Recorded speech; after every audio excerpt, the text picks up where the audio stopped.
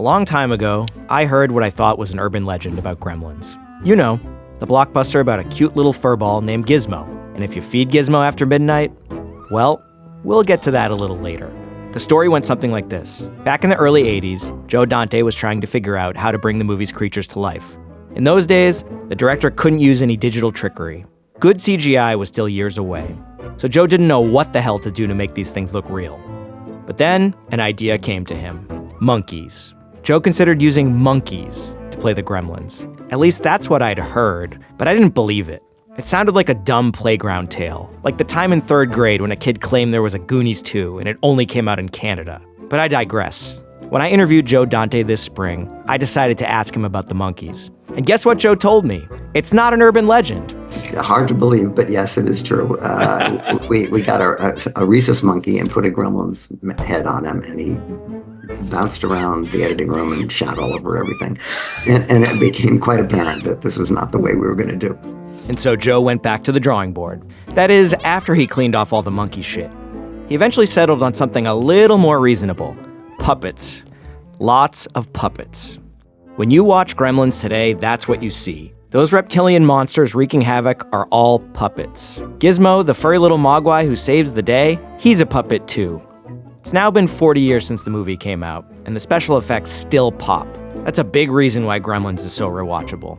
Joe and his crew made it look easy. It was definitely not. The process of making the Gremlins look believable was absolutely punishing. It took endless tinkering. The animatronics broke down constantly, and there were times when it felt like nothing worked. Joe can laugh about it now. He thinks the special effects troubles were actually kind of fitting. A whole trope in the whole movie is that nothing works. I mean, it's all about entropy. I mean, nothing in the movie that's supposed to work works. Yeah. Including the Gremlins often. So how did Gremlins overcome Murphy's Law?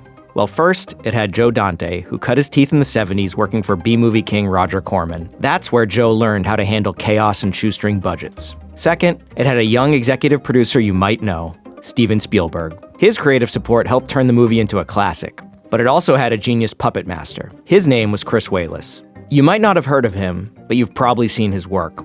He's the visual effects whiz who made the Nazi melt at the end of Raiders of the Lost Ark. When Chris first read the Gremlins script, he loved it. But he couldn't imagine trying to turn it into a live-action film. There were too many moving parts. Here's Chris talking about it. It was completely insane and impossible. I think I even underlined it in my script where it's just like hordes of thousands of gremlins, run through the town. And I'm like going, no, we don't have CG yet. Primitive CGI did exist. Star Wars and Tron used it. Think lightsabers and light cycles. But the existing technology still wasn't good enough to make the Gremlins look real. So after he got hired, Chris took a deep breath and started gearing up. He knew right away that this would be the hardest job of his career.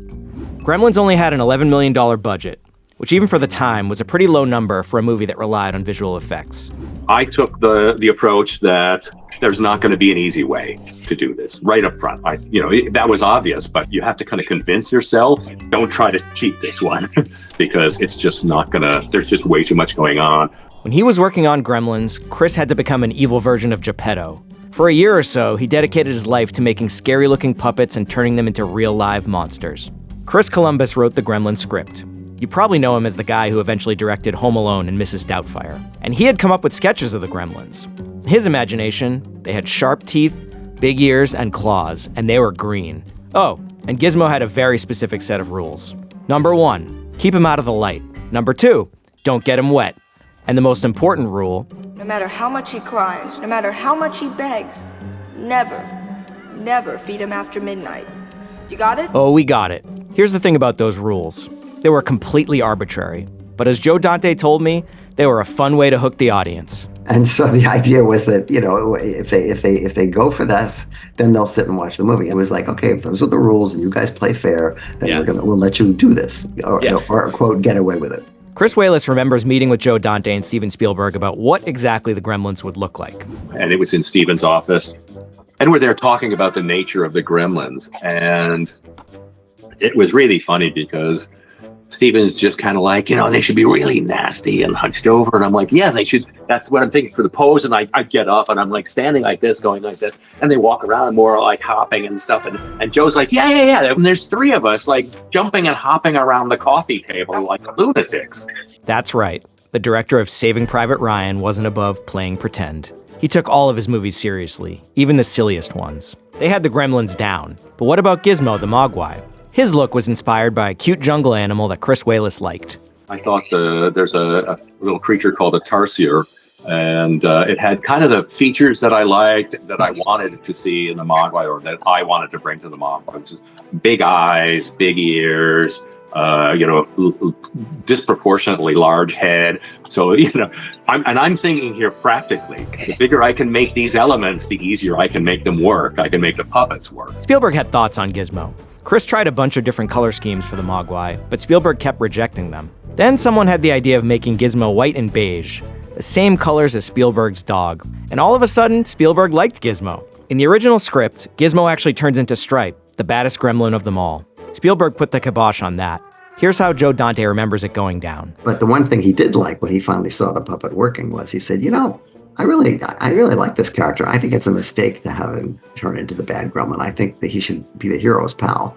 And he should be in the whole movie. That's always been Steven Spielberg's power. He knows exactly how to get an audience on his side. Turning a creature as painfully cute and likable as Gizmo into a villain would have been a huge mistake. But thanks to Spielberg, the little furry guy stayed in the picture. Chris Walas spent months working on the puppets. One day, studio execs from Warner Brothers asked to see some test footage of the Gremlins. But there was one problem. They weren't done yet. Chris told me that he stayed up 40 hours straight to get one of the animatronic puppets ready. We just shot a whole bunch of stuff, just random stuff, and Joe managed to cut it all together somehow and showed the studio. And based on that, the studio kind of went, this could work. This could work. Those 3 words meant a lot more than Chris realized. After the footage test, he remembers hearing from Gremlins producer Mike Fennell. So when Mike calls me up and says, hey, good news, we got the green light. And I'm like, what? We didn't have it. Ignorance is bliss, especially when you're working around the clock to bring puppets to life. But that wasn't even the hardest part. The hardest part was actually making the movie. Most of it was shot on Hollywood studio backlots.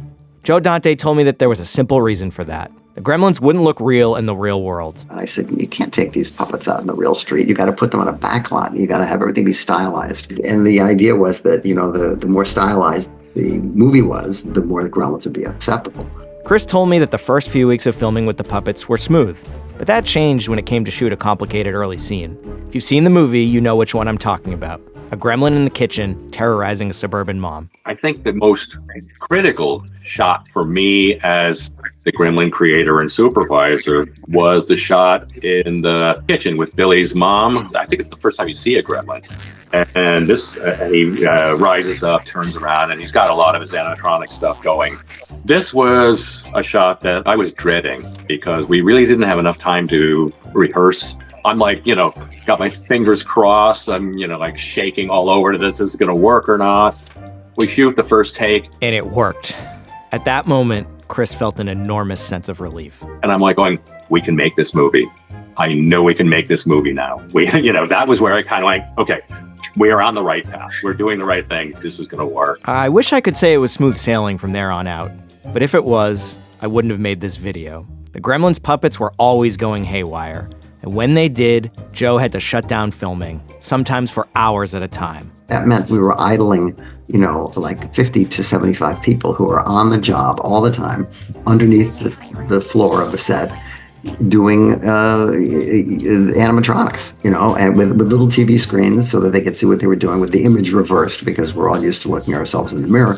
And in order to make one gremlin do one thing, sometimes it took as many as 5, 6, 7 people because each ear and each eyebrow and each hand and they all have to be manipulated separately. But Dante always stayed calm. Zach Galligan, the human star of Gremlins, told me that the director came into the movie expecting technical difficulties, and when hell broke loose, Joe never raised his voice. He wasn't yelling and screaming. He wasn't panicking. He just was very much kind of had a it is what it is type of thing. And then, Gizmo would break when the dog stepped on Gizmo's ear and tore the ear off in the Christmas gift scene. We had a 7-hour break, and I loved it because I just went over to Spielberg's office and played his stand-up video games that he had in his office. He wasn't there. He was shooting Temple of Doom, but he had a millipede machine, and I played the millipede machine and got incredibly good at it. Unlike Galligan, Chris Walas never got to take a break. The long hours wore on him, both mentally and physically. One morning, he woke up with a kidney stone. Another day, he broke his ankle. But the low point came late one night when Joe and Chris finished a very tough scene. They were starving, but their team, well, they accidentally stopped them from eating after midnight. We came back and they had ordered pizza for the crew, and all the pizza was eaten, and we didn't get any. I said, that sums up our whole experience on this. It took a while, but Joe and Chris did get the hang of working with Gremlins. Bringing them to life never really got easier, but it got a hell of a lot more fun. Chris remembers filming one big set piece inside a movie theater. That day, Joe gave him a chance to do something he'd never done before. In the theater scene where we had the big shots of all the Gremlins in one row, Joe just kind of goes, you direct that. You direct that stuff. And I'm like, really? He's going, yeah, you could do it. And he was great. We even got Joe down in the front doing puppets. So. Halfway through filming the movie, Chris said that Joe had one of his trademark zany ideas. Remember, this is a guy who makes movies that feel like Mad Magazine parodies.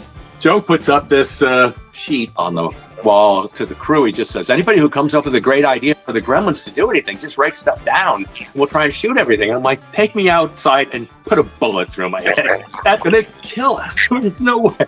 Joe's crowdsourcing led to maybe the most memorable scene in the whole movie. It takes place in a neighborhood bar that's crawling with gremlins. They play poker, they drink beer, they swing from the ceiling fan. One acts like Humphrey Bogart, one does an impression of Jennifer Beals in Flashdance, and one gremlin even shows Phoebe Cates his puppet parts. That was fun because Joe just said, yeah, just, go crazy. And that's what that was basically the direction I handed to the puppeteers. No, bigger, go crazier. The movie's climactic scene had spectacular special effects. Little Gizmo drives through a department store in a Barbie Corvette and saves the day, and Stripe the Gremlin turns into a puddle of bubbling goo. Chris still can't believe they pulled it off. Well, we can have Gizmo drive a car, toy car. And I'm like, wait, we can? How do we do it? So, and then, I'm like, we'll figure this out. The prop guy's there the next morning with like 3 Barbie Corvettes or something. Like, you can use these. We got these free or whatever. And it was an ongoing madness for myself and my crew. Gremlins came out on June 8th, 1984. It became the 3rd highest grossing movie in America that year, behind only Ghostbusters and Indiana Jones and the Temple of Doom. Hey, another Spielberg movie. Gremlins was a big hit. Not bad for a supposedly lowbrow flick that only had an $11 million budget.